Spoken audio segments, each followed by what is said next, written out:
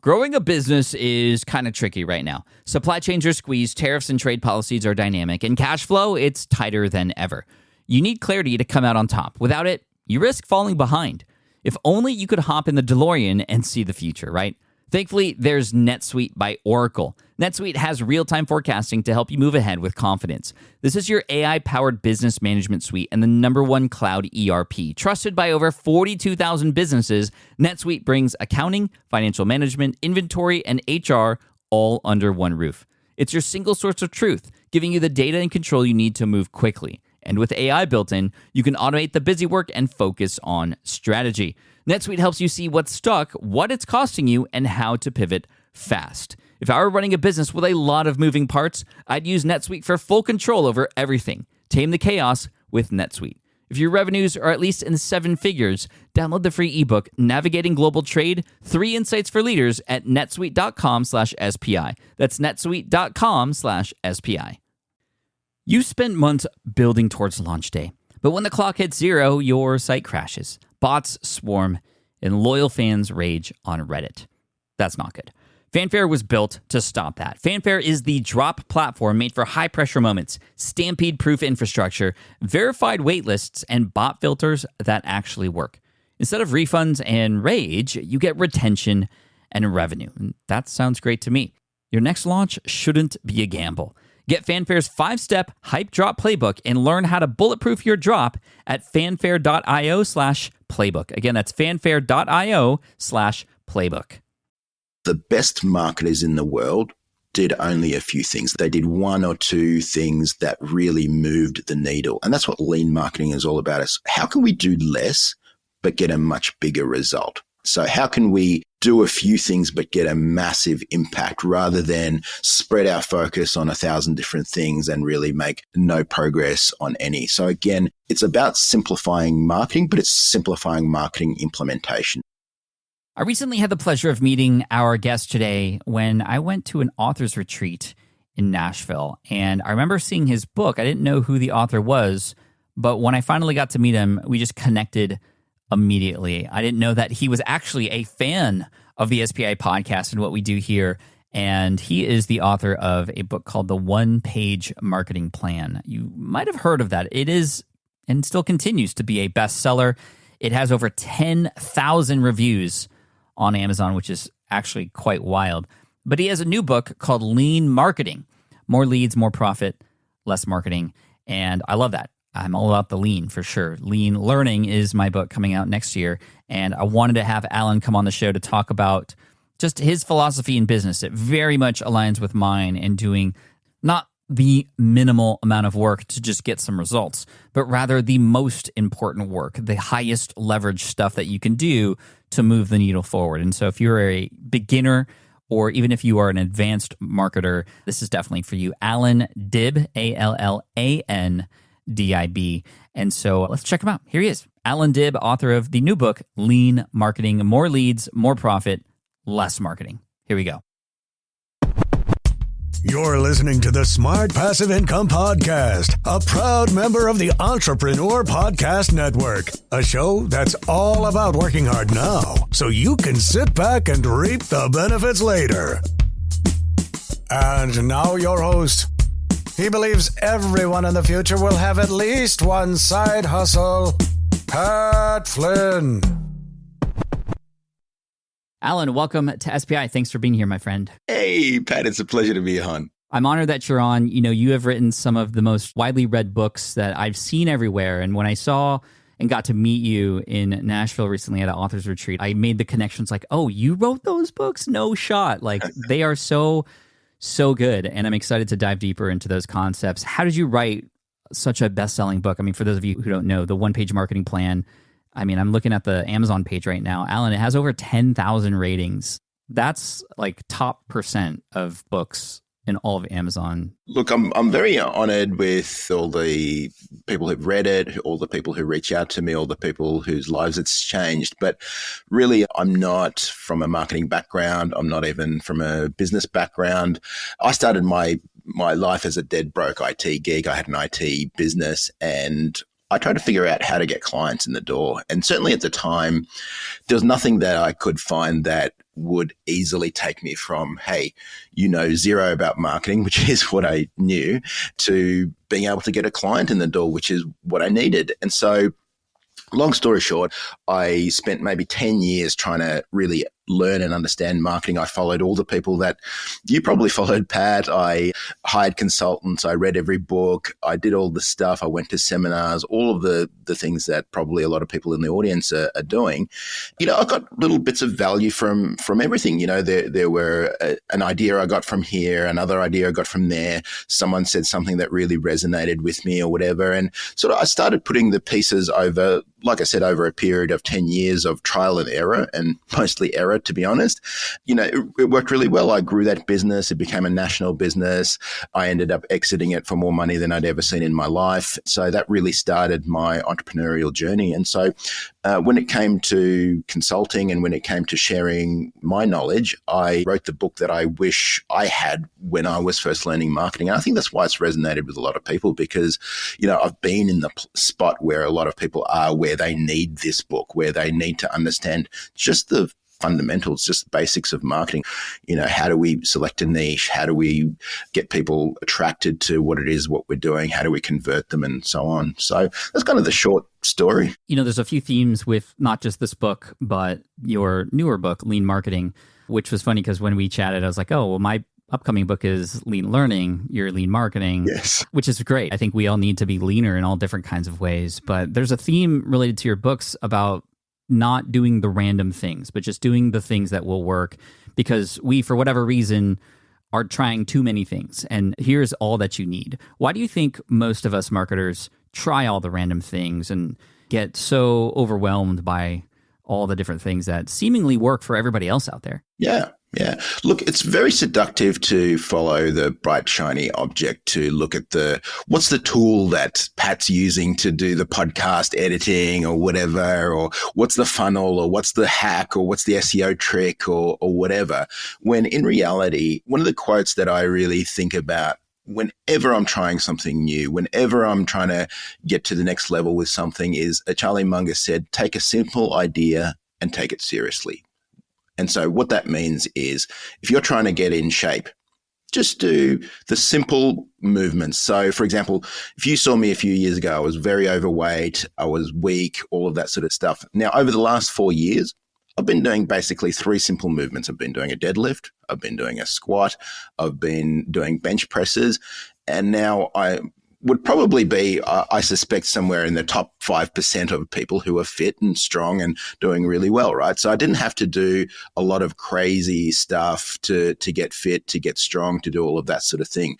Similar in business, you know, people look at, you know, what's the funnel tool that I need? What's the web hosting that I need? What's all of that sort of stuff? And I'm not saying those things are not important. Those things definitely have their place, and it's part of the tactical implementation of things. But really, if we took a simple idea and took it seriously, like your origin story, Pat, hey, I got laid off from my architect job.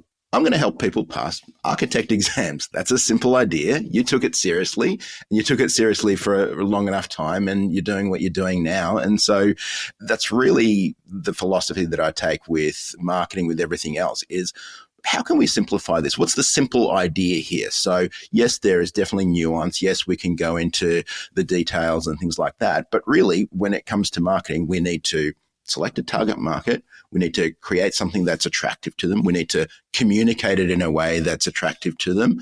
And we need to convert those leads. So it's kind of simple ideas. And then I help people really execute some of those simple ideas and understand them, either through my books or through our marketing accelerator and those sorts of things. So really thinking about how can we simplify this? How can we make this easy? How can we, like literally in the one-page marketing plan early on in the book, I define what is marketing, because again, there's a lot of confusion around that. And some people think advertising is marketing, or kind of shouting your message on different platforms and all of that is marketing. But we really define, hey, what is marketing? And so really it's just taking a simple idea and take it seriously for a long enough time. Yeah, I agree with that for sure. Before we move on, since you brought it up, what is the definition of marketing according to Allan Dib? So I've got a little story which I've got in the book. I won't read it out, but essentially it's finding your ideal target customer and delivering a value for them. So what's your strategy to get your ideal customer to know you, to like you, and to trust you? That's it. That's what marketing is. How do you get people to know you? In today's world, there's a million different platforms and ways that you could potentially get in front of people. What's your method for filtering down to the one platform or one way to do that? I don't worry too much about, so again, for example, I was talking to someone, I launched a podcast maybe 3 months ago or so, and someone said, "Oh, you're late to the game." And I'm like, podcasting's only 15 years old or something like that. I wrote a book and the medium of books is 700 years old. So that wasn't too late. So really when we simplify things, there's really three modalities. There's the written form, there's audio, which is podcasts, which podcast is really just the new evolution of radio, right? And then there's video, YouTube or whatever. And again, YouTube is essentially TV nowadays, right? So there's really three modalities that we might do anything in. So there's text, there's audio, there's video. Where do you get started? Start with the modality that you are most comfortable in, because you'll have a section of your audience that are readers. There'll be a part of your audience that are listeners.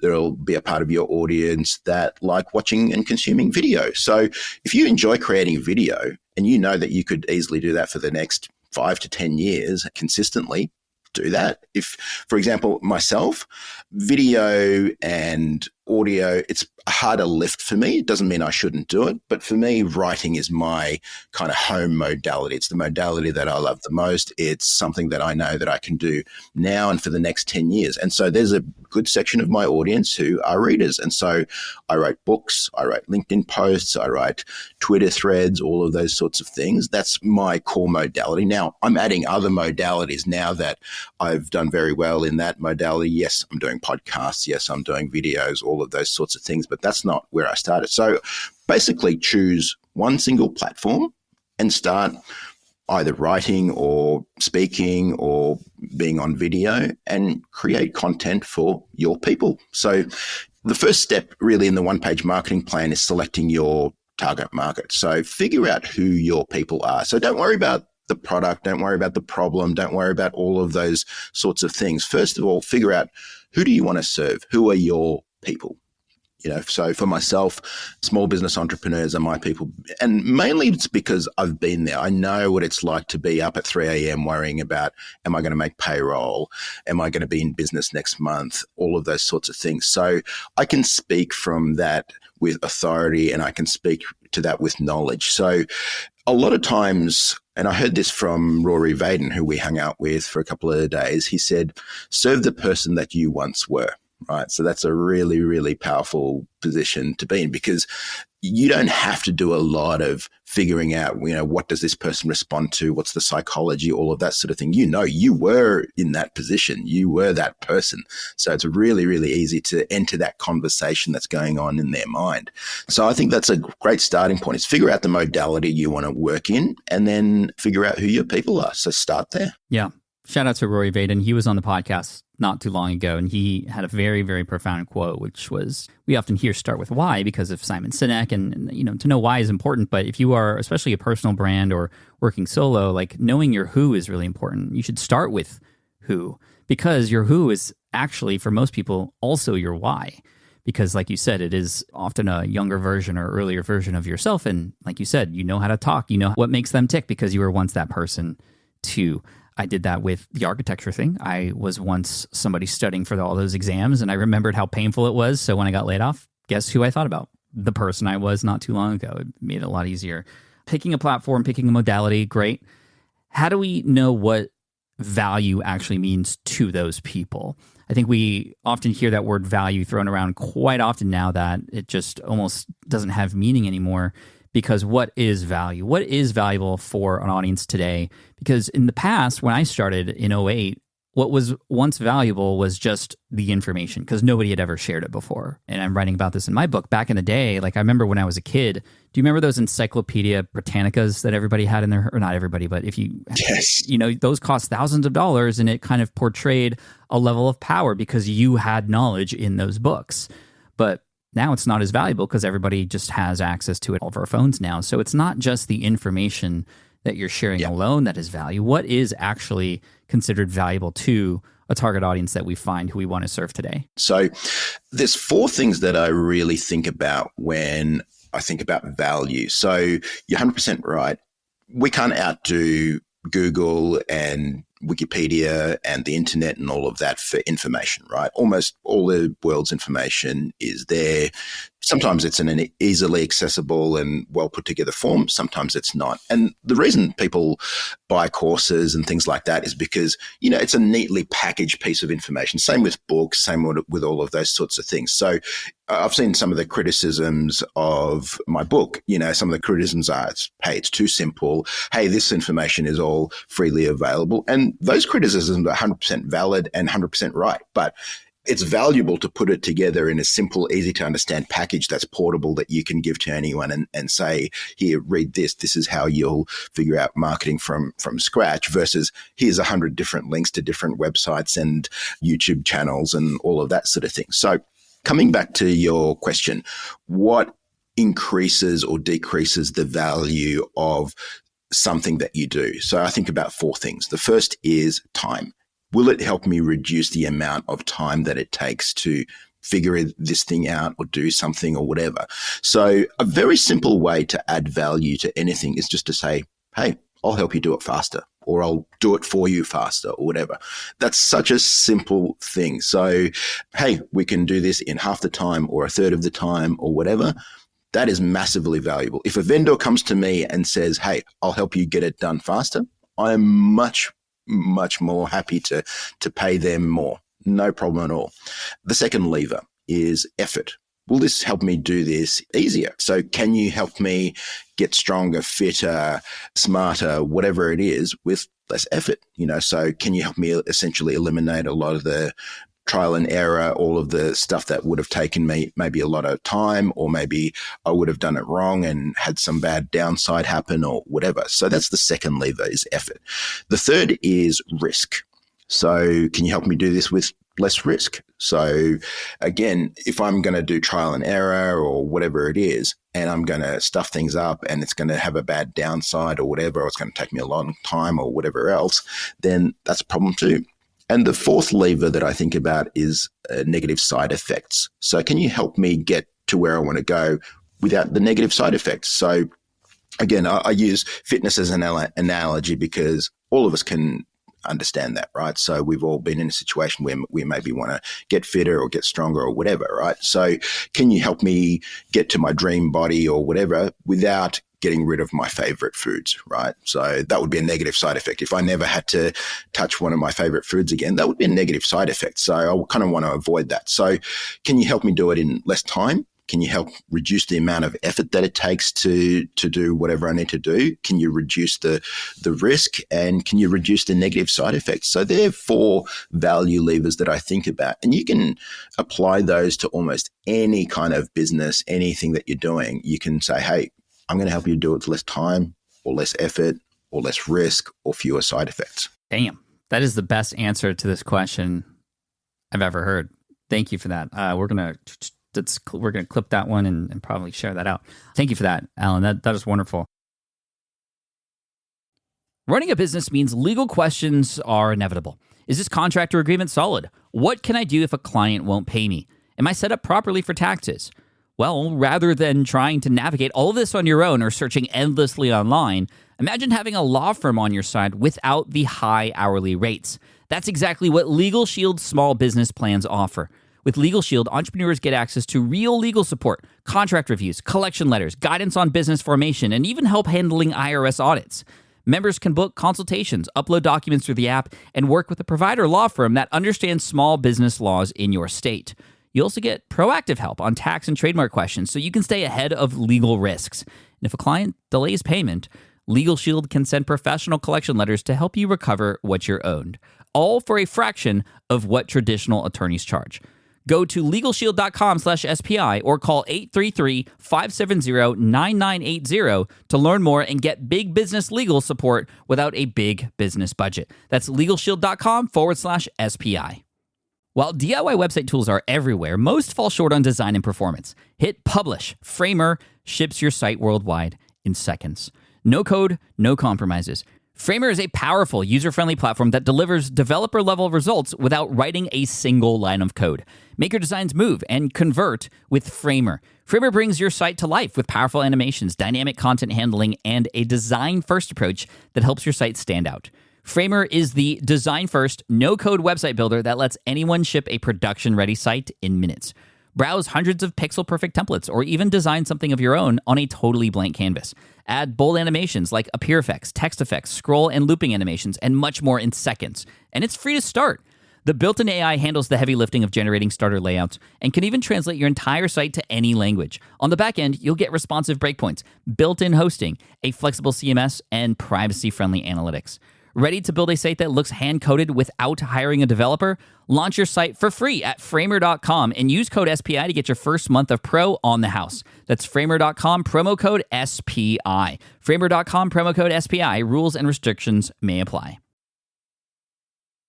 The equivalent of what you'd mentioned earlier, a deadlift, a squat, and chest presses, right? Bench presses for an entrepreneur are, you said, choosing that niche, understanding who it is that you're serving, creating something that would allow them to see that you have value to offer, which we just talked about, and then also converting them. This is where I think many people who care so much about their audience that they know who they're serving, they know what they want to serve them with and what would be valuable. They're not proficient with how to do that online. How does one become proficient and learn the ropes of the conversion part of this? Because you could say all the great things, but if nobody's converting, you're not actually running a business. You're losing money. Without revenue coming in, you can no longer serve and stay up and running. How do you learn to convert? That's exactly right. So a lot of people talk, and I've seen a lot of sales training. I've gone through a lot of sales training. I've hired sales trainers, all of that sort of thing. Look, there are a lot of intricacies in terms of scripts and things that you can do and all of that. But here's what it comes down to fundamentally.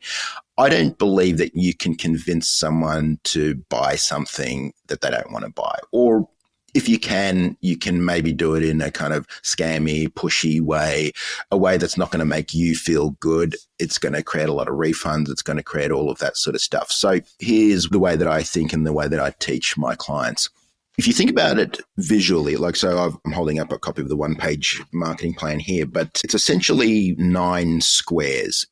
And the 6th square talks about sales conversion. So before that 6th square, there are 5 other squares. So I'll read them out. The first is selecting your target market. The second is the message to your target market. The third is the media that you're going to reach that target market with. The fourth is lead capture, and the 5th is lead nurturing. So if we just stop there, if we think about, okay, I'm going to find a target market that I want to serve, and maybe it's your past self. So maybe, like we said earlier, maybe you were in architecture, you got laid off from your job, and now you're going to help other people pass architecture exams. So now you can go to step 2. You can create messaging. You've been in their shoes. You know what it feels like to be, the night before the exam. You're not sure, are you going to pass, all of that sort of thing. So you know what that feels like. You know why they want to pass that exam. You know all the things that are at stake. So you can write pretty compelling messaging. Now, if you know where your people are, and, you probably do, they might be on LinkedIn or some other platform or whatever. So the media that you're going to use to reach them. So then we're going to nurture them. We're going to capture those leads and we're going to nurture them. Now, if you've done those 5 things right, meaning, hey, you've selected a target market that's got a real problem. You've created messaging that really resonates with them, that, is entering that conversation that's going on in their mind. You've nurtured them. You've talked to them about what's happening in their lives, how you can help them, all of those sorts of things. I don't think you're going to need to do anything crazy to convince them to buy. You're going to be, essentially showing up and saying, here's my thing. We've been in this conversation for a while. I've helped you get a result in advance. I've shown you some of the things that you can do to get from point A to point B, from a worse place to a better place. And essentially, here's my thing. And if you buy this thing, you might either do it in less time, less effort, or with less risk, or with fewer side effects. And if you don't want to buy it, no problem. That's fine too. Continue reading my free stuff or continue trying to figure it out. No problem either. So I don't believe in high pressure sales and all of that sort of thing. I think at best it leads to you feeling bad, them feeling bad, refunds, complaints, bad reviews, all of those sorts of things. So my very best close, I don't do sales anymore, but when I was doing sales within my business, I would essentially be on a call with the prospect and I would ask probing questions. I would think of myself like a doctor. So a doctor would say, okay, Pat, what brings you in today? And you'd say, well, my knee hurts today. Okay, well, when did that start happening? Well, that started happening 2 weeks ago. Okay, well, what happened there? And then I might examine you and I might say, all right, well, what happens when I twist it this? Oh, wow, it hurts when you twist it left. So after examining you, after asking some probing questions, after understanding that, I might prescribe a treatment, and then it would be totally up to you whether you take that treatment or not. And so my very best close after probing questions was, well, Pat, where do you think we should go from here? And 9 times out of 10, if the person was a good fit and they'd been nurtured well and they'd gone through my process, they'd say, well, look, I want to know more about your program. Tell me more. How do I buy from you? Or how do I join your program? So that's my approach to sales, is really being a doctor who diagnoses an issue and then helping that person get a result in less time, less effort, less risk, or less side effects. I love that. I've used the medical analogy before when I've taught people sales too, mainly on the side of being confident in what you have to sell. If you know that you have a cure for some metaphorical disease, you would go out there and help people. And a lot of people struggle with that, even though they know they have something that's helpful. Selling feels hard, but if you know that this can serve them, then it's going to be a lot easier. But I love how you framed it in terms of leading up to that point where you're literally just having a conversation so you can understand more. And if it so happens that your product, your service, your program is the prescribed manner to solve that problem, then awesome. And then it's up to them. And, if you have knee pain and your doctor who you trust is like, hey, this would help you with your knee pain, 10 times out of 10, you're probably going to want to get rid of that pain if it's that painful. I love that. And that leads me to, how do we trust this doctor?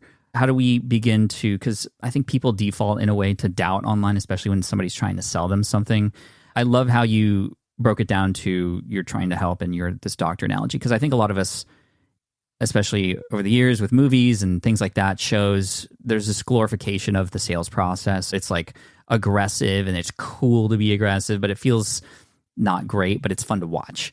And there's even creators in the entrepreneurial space who, dramatize a lot of this stuff too, for the sake of views and whatnot. And it is interesting, but you don't have to be like that. And I love the simplification of this. It's not sexy, but it's real. And I love that. But how do we instill trust in those who are thinking about buying from us? Oftentimes that is a reason why people don't buy. They're not sure if this is going to work. They don't know us that well. You had mentioned the know, like, and trust. We got the know part, but the like and trust part, how do we add some protein powder and creatine to this workout analogy of sales that we're doing with that? Love it. So a lot of times a good way to think about how do we get somewhere is to think about the inverse. So let me put a question back to you, Pat. What would make you instantly not trust someone? What are some things that you would be indicators, wow, this person seems a little bit sketchy, or I don't really trust them, like especially online. I mean, you would have seen it all, right? So I have seen it all. Lamborghinis and mansions in front of a sales pitch. Yeah. Of course, if I heard from other people or there were conversations out there on social about how negative an experience a person had, reviews from others immediately make me wonder if this is not for me. Yeah, those are all exactly right. And a lot of times, again, going back to the doctor analogy, is beware the doctor that gives you a prescription before they've even had a diagnosis. I mean, if you walked into the doctor's office and you barely opened your mouth and he said, here's your prescription, you'd be like, hang on, wait, I haven't even told you what's wrong, what's going on. So someone who's kind of just pitching you straight away, like I got an email I get pitched all the time. And, most of the time it's just some generic copy and pasted crap that they've sent to 1,000 other people. Versus sometimes someone will take a lot of effort. They will personalize it. Sometimes they'll even send a personalized Loom video, and they're shining a light on something that's a problem in my life. So they might be saying, hey, I checked out your website. I noticed that there's this XYZ issue. That's something that actually we can help you with. And in fact, if you want to jump on a call, I can elaborate a little bit more on it. Now, I may take them up on that or not. But they've certainly got my attention versus someone who's got some spammy crap, which I know that they've just sent to everybody. It's generic. It doesn't create any value. It's always taking. It's like, hey, we offer whatever SEO services, or we offer this, that, or the other. And I know that they've just copied and pasted that stuff. It's completely generic. So when you think about what's going to create trust with people. So if you're doing outreach, it would be personalized outreach. I'm not a massive fan of cold outreach, but I think it has its place, especially if you're just starting out. Sometimes just reaching out and adding a little bit of value to someone's life and shining a light on something that may be going on. So like, to use the website analogy, we all know it's a good idea to capture leads on your website. So, whether you use something like ConvertKit, which I know you're a fan of, Pat, or some other platform or whatever, we know it's a good idea if you run a website to capture leads. Now, I don't know what percentage of websites would have lead capture, but I would suspect it's pretty low. It's somewhere, if I was to take a guess, maybe 10% of websites capture leads. So that creates a big market in whatever industry you're in, maybe medical industry, maybe physical therapists or whatever. So you could reach out to someone with a personalized Loom video and say, hey, Pat, came across your website. I love the branding. Your messaging is really on point and I love what you do. I noticed, though, that you don't capture leads on your website. And here's why it's really important. And I'd be more than happy to send you a free video or guide, or even jump on a call and show you how that would massively increase the amount of lead flow that you'd have in your business or whatever else, right? So I'm just making something up on the spot right here.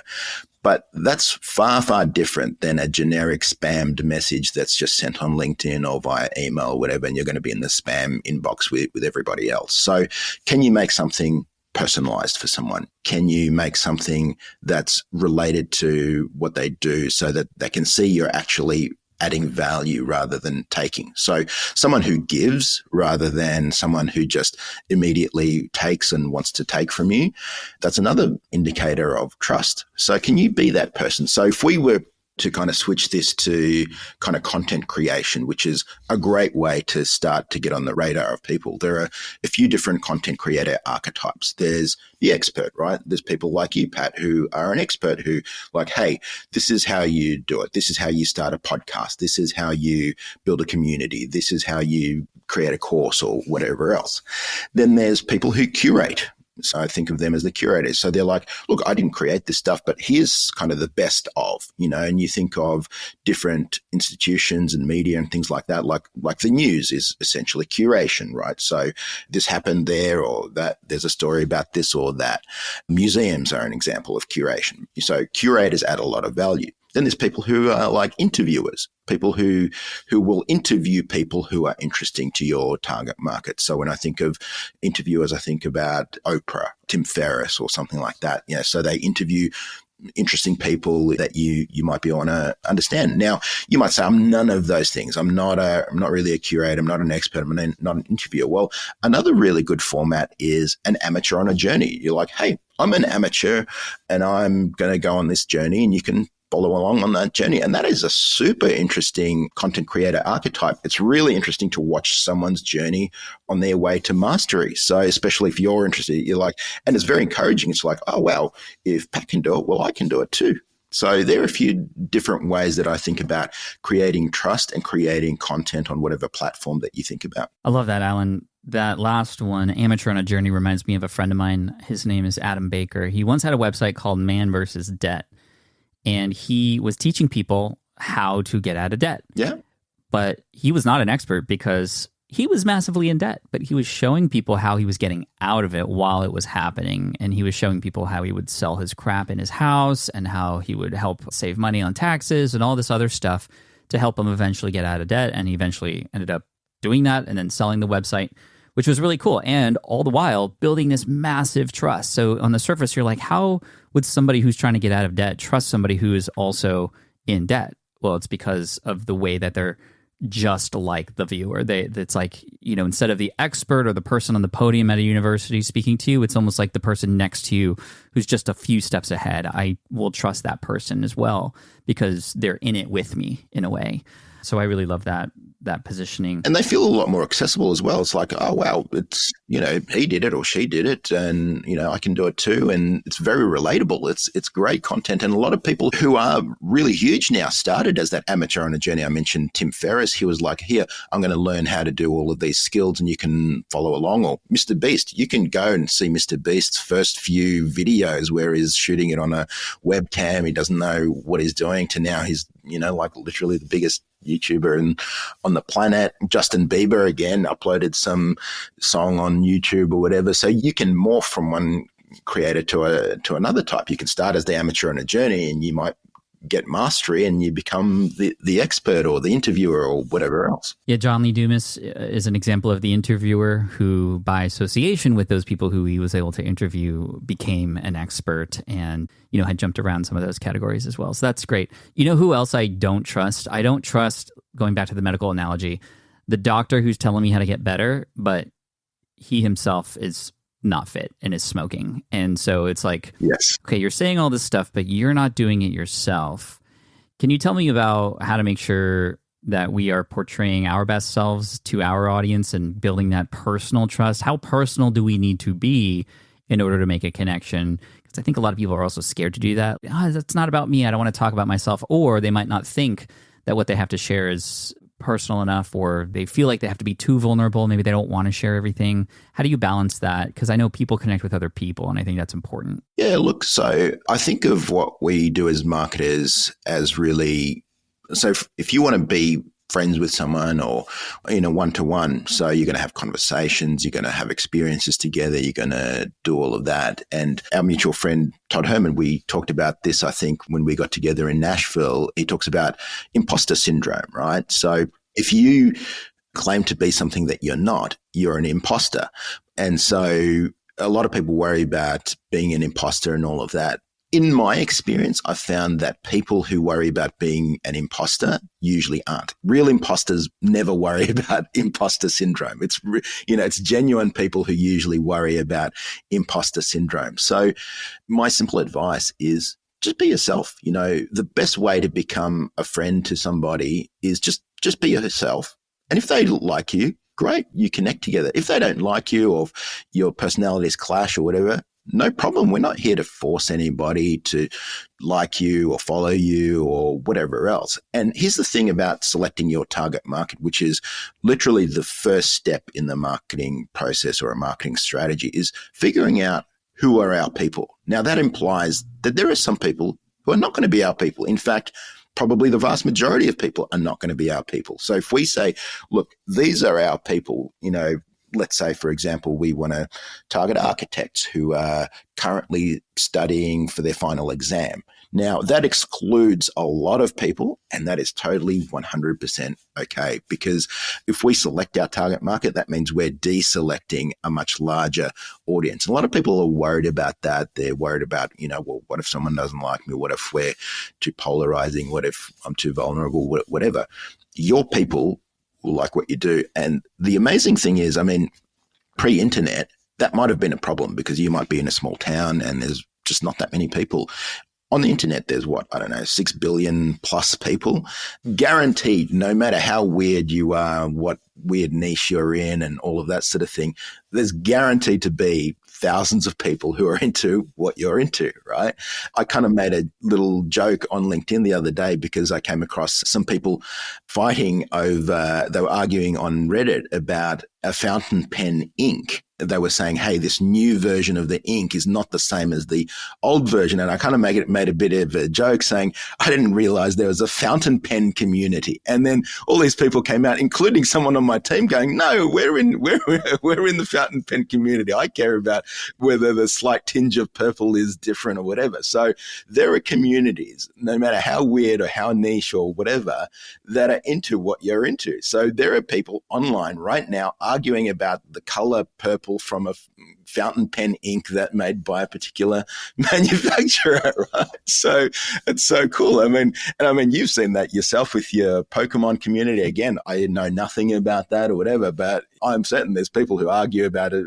Pokemon card or what type of character is on it. Every day, exactly. So whatever you're into, no matter how weird or how niche you think it is or whatever, there's highly likely to be thousands of other people who care about it as much as you do, or maybe even more than you do. This is super encouraging, Allan. Thank you so much for this. I think it's going to provide a lot of inspo for people who are listening, and I highly recommend everybody check out the one-page marketing plan. Tell us a little bit about lean marketing before we finish up here. What's the difference between your lean marketing book and one-page marketing plan? Yeah, so the one-page marketing plan is all about strategy. So kind of if we were to use a house analogy, we would start with a blueprint. So you probably wouldn't start building a house, digging foundations, laying bricks, doing all of that sort of stuff until you had a blueprint. So we want to figure out, okay, we want the lounge room here, we want the swimming pool there, we're going to build whatever, right? So we start by putting together the blueprint. So the one-page marketing plan is all about putting together a blueprint for your marketing. So figuring out who your people are, what kind of message is going to resonate, all of that sort of thing. Lean marketing is all about implementation. And the reason it's all about lean is because a lot of times less is more. You know, you've seen this no doubt, and I've certainly seen this where people just create a lot of complexity about marketing implementation. And, you know, it can be complex, but really what I found was that the best marketers in the world did only a few things. They didn't do 1,000 different things. They did a few things. So they did one or two things that really moved the needle. And that's what lean marketing is all about, is how can we do less but get a much bigger result? So how can we do a few things but get a massive impact rather than spread our focus on 1,000 different things and really make no progress on any? So again, it's about simplifying marketing, but it's simplifying marketing implementation. And, you know, in it, I talk about how to do less, but actually get a bigger result. We do that with tools. We do that with assets. We do that with processes. And so I kind of elaborate on that in the book, but really it's about how do I get a bigger result by doing less stuff and actually implement the marketing. It's my kind of jam. Allan, thank you. Where can people go and check out lean marketing? So lean marketing, I'm at leanmarketing.com. You can grab the one-page marketing plan canvas for free there. The book is available on Kindle and paperback, on Audible. It's very popular on audio, so I can grab all my stuff there. Nice. Do you read your own audiobooks? I don't, actually. You don't? You have a great voice. You should totally do it.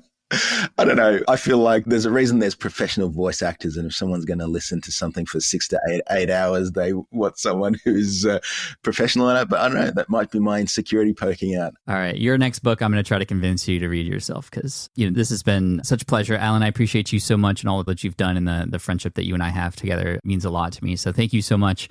And look forward to all that you have going on, man. Congrats on everything, and hope to talk soon. Pat, it's my pleasure. Thanks for having me. All right. I hope you enjoyed that conversation with Mr. Allan Dib. Just such a kind-hearted soul. I mean, you weren't able to probably see him while listening to this, but if you could, he had just a smile on his face the whole time, just so much enjoys these conversations as much as I do. And I'm happy that you were able to listen in today. And if you would like to check out his books, he's got two. The one-page marketing plan, which is huge. I mean, just an all-star book from 2016, and all the principles in there still matter so much today. But his new book, Lean Marketing, More Leads, More Profit, Less Marketing. Definitely check it out. Allan, you are the best. Thank you for being here. And also thank you for having me on your show. For those of you listening, if there is a chance that you can check out that episode 16 of Lean Marketing Podcast. You can find it at leanmarketing.com. and leanmarketing.com/podcast. I'm episode 16 there, and that was a super fun conversation. So check it out. Thank you so much, and I look forward to serving you in the next episode. Have a good one. Thank you so much for listening to the Smart Passive Income podcast at smartpassiveincome.com. I'm your host, Pat Flynn. Sound editing by Duncan Brown. The Smart Passive Income podcast is a production of SPI Media and a proud member of the Entrepreneur Podcast Network. Catch you next week. Hey, fellow podcaster, does this sound like something you've experienced? You record your podcast episode on one platform, download the files, edit in another app, then fire up a different tool just to create these social clips? Well, it can be clunky, time-consuming, and frankly overwhelming, especially for creators trying to grow. And that's why I'm excited to tell you about Riverside. Riverside is the all-in-one platform. Record, edit, and repurpose your podcast content all in one place. You just log in, record with your guests no matter where you are in the world, and just like that, studio-quality audio and high-resolution video. We use Riverside here at SPI as well now. With built-in AI, I can automatically clean up my audio, saving myself so much editing time, and it can even auto-generate clips to make promoting the show a breeze. And with Magic Clips, I can grab the best moments and repurpose them as short-form video, perfect for YouTube Shorts, TikTok, or Instagram, without re-recording a thing. So if you're tired of juggling tools and want a faster, simpler way to create and scale your content, it's time to try Riverside, built by creators for creators. Just go to smartpassiveincome.com/Riverside and use code SMART to get 1 month free on the Pro plan. That's smartpassiveincome.com/Riverside, promo code SMART. Have you dreamt about being your own boss, but still haven't made the first steps to making that dream a reality? Well, I get that. Starting a business can feel super overwhelming with legal forms, paperwork, finances. It's a lot. And that's why I'm excited to tell you about Taylor Brands. Taylor is a complete business builder designed to make launching your business simple and stress-free. You can register your LLC in just minutes, keeping your personal assets and the business assets separate from day one. From there, you get access to everything you need to get off the ground. Legal documents, licenses and permits, invoicing and bookkeeping tools, and even a 100-day business coaching program, all designed to help you hit the ground running. You'll also get a free, personalized business plan, branding tools, and so much more. And of course, listeners of this show get an exclusive 35% discount to get started. All you have to do is head to taylorbrands.com/SPI. That's TAILORBRANDS.com/SPI. Stop dreaming, start building with Taylor Brands.